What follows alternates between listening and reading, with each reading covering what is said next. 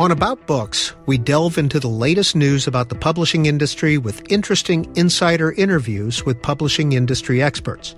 We'll also give you updates on current nonfiction authors and books, the latest book reviews, and we'll talk about the current nonfiction books featured on C-SPAN's Book TV. This episode is brought to you by Shopify. Forget the frustration of picking commerce platforms when you switch your business to Shopify, the global commerce platform that supercharges your selling wherever you sell. With Shopify, you'll harness the same intuitive features, trusted apps, and powerful analytics used by the world's leading brands. Sign up today for your $1 per month trial period at shopify.com/tech, all lowercase. That's shopify.com/tech. Well, in this edition of About Books, we'll look at the book publishing industry, how a book goes from concept to shelf, and why some experts believe it's in need of an upgrade. But first, here's some of the latest news from the world of books. Well, controversies over book bans in public schools continue to make news this summer. One of the latest focuses on the Escambia County Public School District in Florida. Along with permanently removing about a dozen books from school libraries, the school district also temporarily limited access to other books amid requests for review. The nation's largest publisher, Penguin Random House, along with the free speech group PEN America and several authors, sued the school board in federal court in northern Florida. Now, the plaintiffs say that the school board violated the First Amendment as well as the Equal Protection Clause of the Constitution. They did this, according to the lawsuit, by restricting students' access to certain books focused on race, racism, and LGBTQ identity. Now, the Pensacola News-Journal reported that many of these requests for review came from only one county high school language arts teacher, who challenged over 100 books in Escambia County school libraries for what she called questionable content. Among the books permanently removed by the school board were George Johnson's All Boys Aren't Blue and the children's book And Tango Makes Three. Meanwhile, the Washington, D.C.-based Heritage Foundation weighed in on the banned books debate. They argued that PEN America drastically overstates the number of book bans across the country. Now, according to PEN America's Banned Book Index, there were over 2,500 book bans in the last couple of years.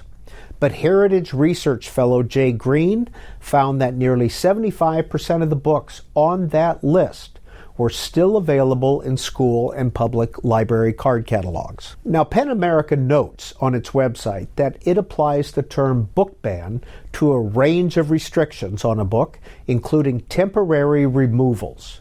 But the Heritage Foundation's Jay Green said that PEN America has twisted the meaning of the word ban. Determining what books are age-appropriate and educationally valuable for school libraries is inherently contentious, Green tweeted. Manufacturing a book-banning crisis where none exists only serves to undermine that already difficult but necessary process. And now on About Books, a focus on the supply chain that keeps the publishing industry running. We recently sat down with Brian O'Leary, the executive director of the Book Industry Study Group, to talk about his organization's push to make the book industry supply chain more efficient. So, Brian O'Leary, what exactly is the Book Industry Study Group? So we're a multi-company association that tries to solve problems that affect two or more parts of the book industry. In many ways, we set standards and best practices for the industry and try to make things work as well as they can behind the scenes. I refer to us more colloquially as the plumbers of the book business, the folks who kind of maintain the infrastructure for how book publishing works. It's all behind the scenes, but as you know, probably from your own life experience, no one cares about plumbing until something goes wrong, and then that's pretty much all you care about. So who are your clients? Who would hire you? Well, we don't typically get hired as much as we are a membership association. So we're made up of publishers, many of the ones that you're probably most familiar with on Book TV, Penguin Random House, Simon Schuster, HarperCollins, and all the big five and probably about 40 more, as well as distributors, retailers, libraries, and manufacturers, the printers and paper suppliers for the book business. In a recent article in Publishers Weekly, Mr. O'Leary, you referred to the book industry as an old house. What did you mean by that? Well, I think most people, hopefully, who are listening today have owned an older house, and they know that it's always in need of some work. It never really ends. So the book publishing business was kind of built in the United States between the 1940s and the 1980s. It grew into a really significant business for the U.S., but still the largest book publishing market in the world. But a lot of our decisions about infrastructure were kind of built when books were only physical. And as everybody knows now, they're not just digital, but also audio in digital form and a variety of other formats. But books were only digital, and distribution was largely digital. A lot of the standards were also built before there was significant online sales. It's now more than half of all sales of books occur in some way, shape, or form online. And so the things that we do and have done over the last 50 years have evolved in terms of markets, channels, and other ways. But the way that we still provide physical copies and digital copies of books kind of emulates decisions that were made in the 1970s and the 1980s, and they need an upgrade. So what are some of the top inefficiencies, in your view, in the book supply chain?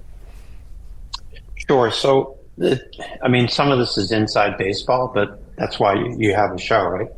I think part of the challenge that we all face in the book business is trying to figure out how to do things in new and different ways. So if you wanted to, for example, test the price of a book, suppose you had a new book coming out in a series, and the author's prior books, you wanted to at least provide a price incentive so that folks who had not picked up the series earlier might try buying those books. It's really hard to orchestrate that easily across the supply chain. There's no way to communicate it through metadata, which is the information about a book. The other things that are kind of also behind the scenes, sales reporting is largely manual.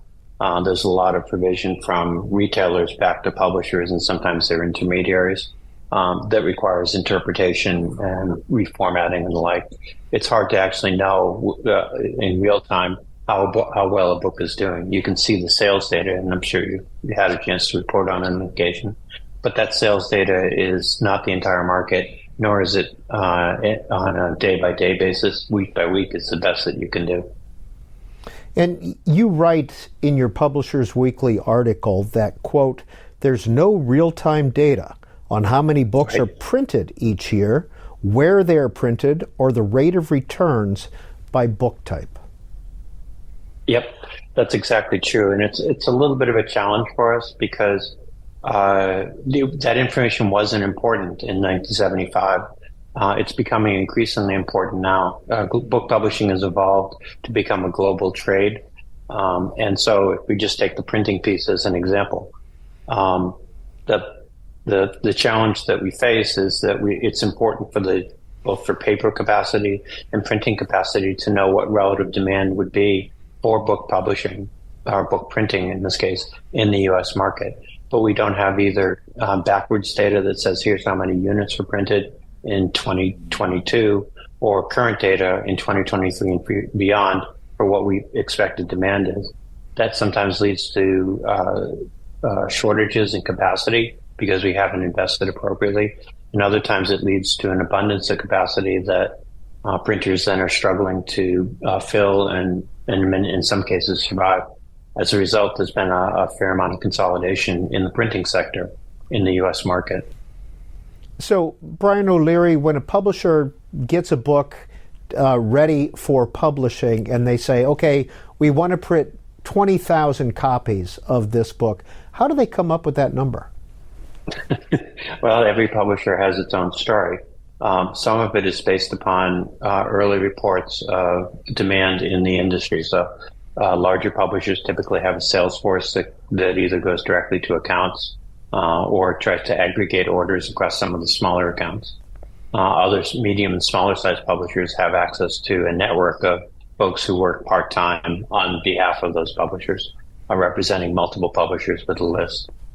They aggregate those orders. They also make some informed decisions about what they think the book might be able to do beyond the initial orders. So if they really do believe in the strength of the book, particularly if they're expecting to put a lot of marketing money behind it, they may increase that order. The technologies, though, have evolved to the point where we can actually print smaller quantities more cost effectively than we used to. It used to be that a run of 3,000 was a relatively expensive run. Now that's a much more common print order for a first printing. There are certainly many exceptions. The books that you would typically profile on Book TV are going to be more often than not bigger. They're going to have runs of 20,000 or more.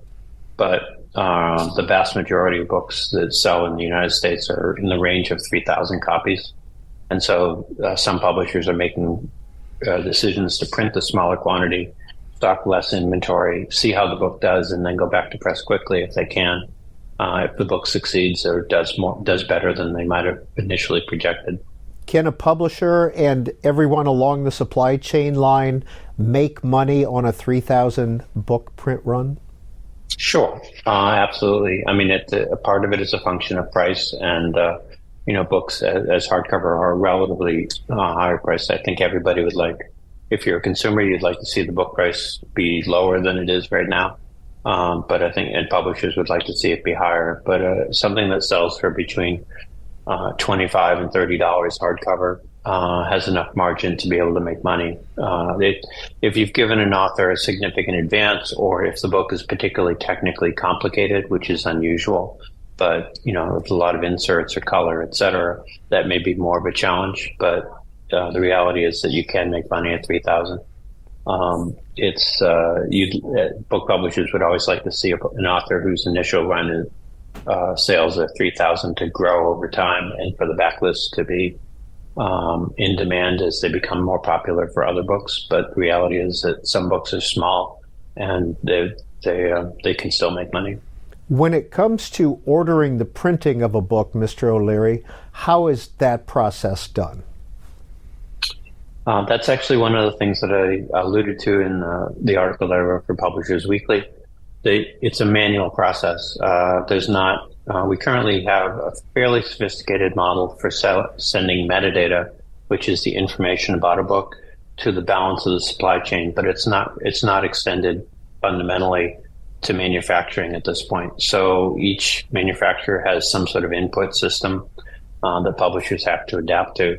One of the standards we're working on is to try and capture that information in a common format, at least for on-demand or short-run printing, and be able to communicate that through metadata to the industry. That's really useful when you need to move an order. So sometimes publishers are looking for a reprint, but a particular printer, maybe the one that did the first run, or the regular printer doesn't have the capacity to meet demand. It would be nice to be able to easily take an order and move it. That's currently a fairly big deal.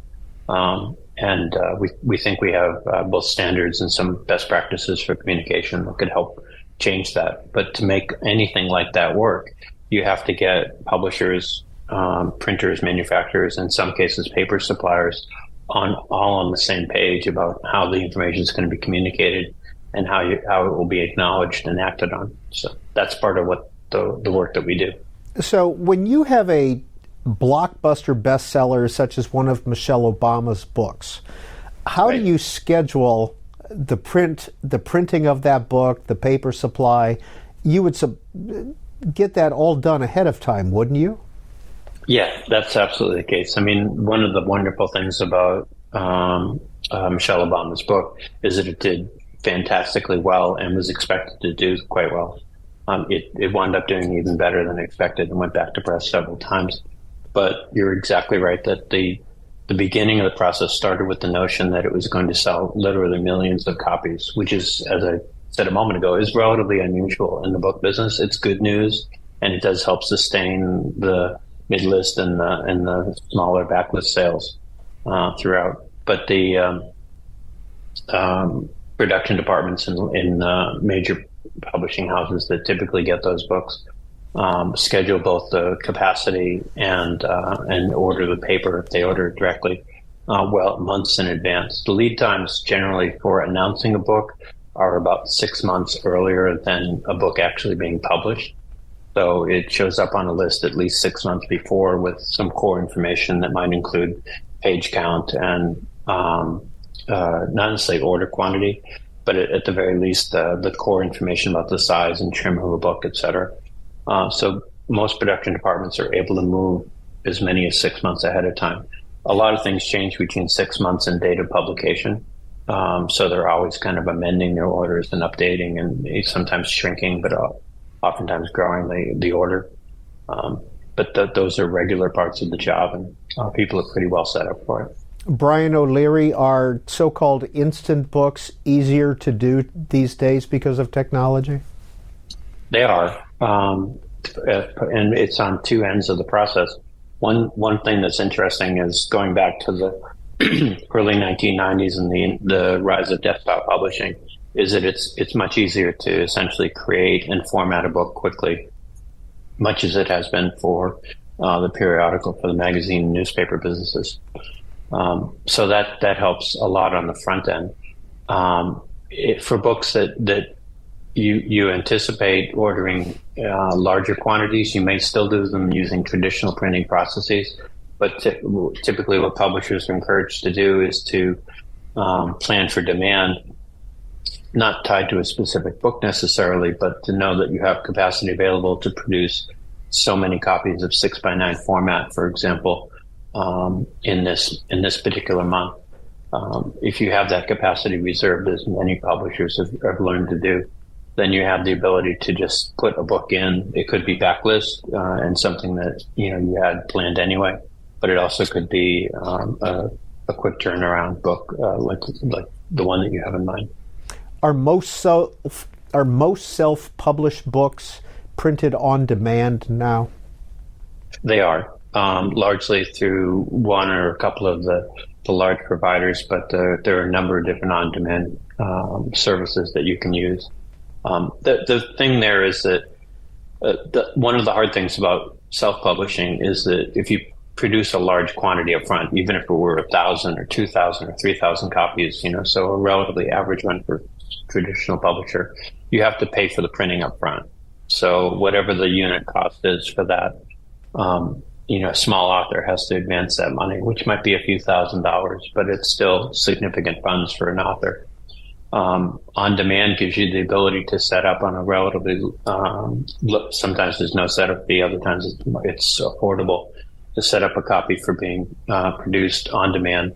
And then when somebody orders it, it's both printed, and so you get charged a fee for it, but it's also simultaneously sold. So you get revenue that is associated with the book. You don't take is far less risk. You do give up margin, obviously, for producing the book on demand, but it's an opportunity for smaller and independent publishers to get a book out without having to spend a lot of money up front to both create and store it. Now, Brian O'Leary, throughout this interview, you've used the word metadata several times. What do you mean by that? Yeah, metadata is kind of our coin of the realm. Sorry about that. The metadata is essentially data about a book. So it comes in three buckets. The first is bibliographic metadata, so things that readers would be familiar with. What is the title of the book? Who is the author? In some cases, things like what is the ISBN, because that's an important way for information about a book to be singularly identified. Other information is commerce related. So what's the price? What are the terms of sale, et cetera? Those are quasi consumer, but also sometimes for the trade.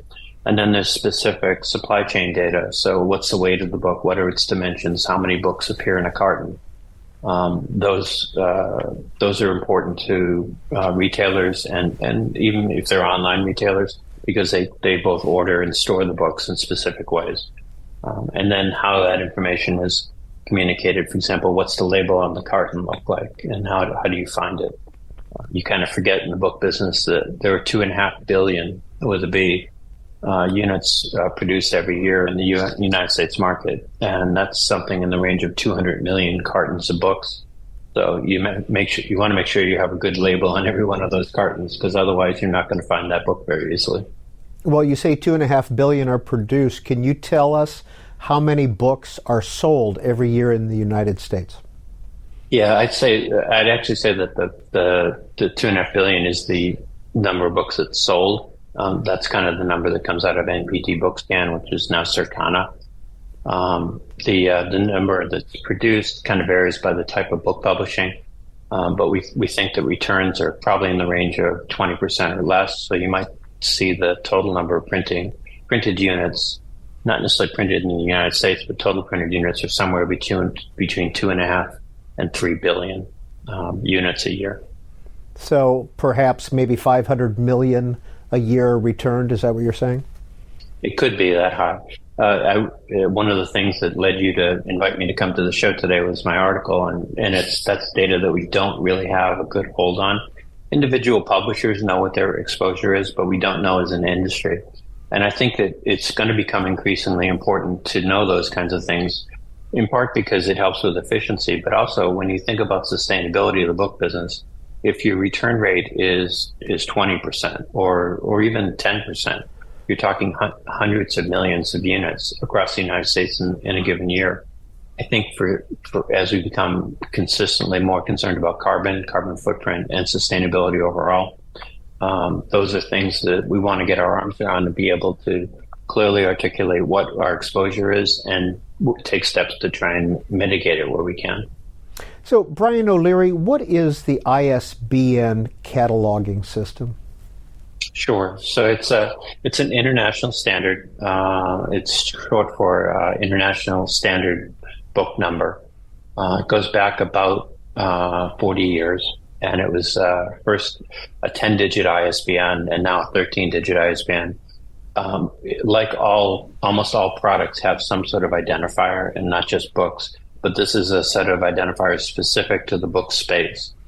So these numbers, which begin in the United States with either 978 or 979, are unique to the book publishing space in the U.S. market. No other identifiers start with that. And it's a way to uniquely identify a particular instance of a book. So a physical book will have one ISBN. The same book in digital form will have a different ISBN. Even though it's the same book, it's a different commercial entity. It's sold differently. It's probably priced differently, if not entirely differently. And so each version of the book gets a unique ISBN. It helps anyone in the supply chain, publishers as well as retailers, know which version of the book this is, what its price will be, any particular physical or digital aspects of it, tying back to the metadata that I talked about a moment ago.